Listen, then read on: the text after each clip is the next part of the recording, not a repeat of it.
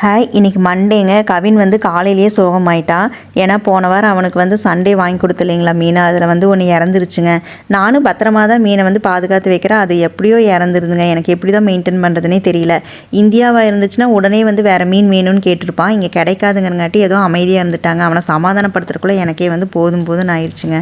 சாப்பிட்றதுக்கு வந்து ராகி தோசையும் கார சட்னி கேட்டான். 2 கப்பு ராகி மாவு, 1 கப்பு கோதுமை மாவுங்க. அது கூட வந்து கேரட்டு, வெங்காயம், கொத்தமல்லி, கருவேப்பிலை, பச்சை மிளகாய் எல்லாத்தையும் பொடியாக நறுக்கி போட்டுருங்க. அப்புறம் உப்பு போட்டுட்டு நல்லா தண்ணி ஊற்றி தோசை அளவுக்கு கலக்கி வச்சுருங்க. ஒரு 1/2 hour கழித்து நார்மல் தோசை மாதிரி சுட்டு எடுத்திங்கன்னா சூப்பராக இருக்குங்க. இதுக்கு வந்து கார சட்னி வந்து நல்லா இருக்குங்க. வெறும் தக்காளியும் வரமிளகா உப்பு மட்டும் போட்டு கார சட்னி அரைச்சி தாளிச்சிங்கன்னா அது காம்பினேஷன் வந்து சூப்பராக இருக்குங்க. கவினுக்கு வந்து இது ரொம்ப பிடிக்கும். எப்போவுமே வந்து அரிசி தோசை சாப்பிட்றதுக்கு பதிலாக இது சாப்பிட்டா வந்து உடம்புக்கு ரொம்ப ஹெல்த்துங்க. ஹாய், இன்னைக்கு மண்டேங்க. கவின் வந்து காலையிலேயே சோகமாயிட்டான். ஏன்னா போன வாரம் அவனுக்கு வந்து சண்டே வாங்கி கொடுத்து இல்லைங்களா மீன், அதில் வந்து ஒன்று இறந்துருச்சு.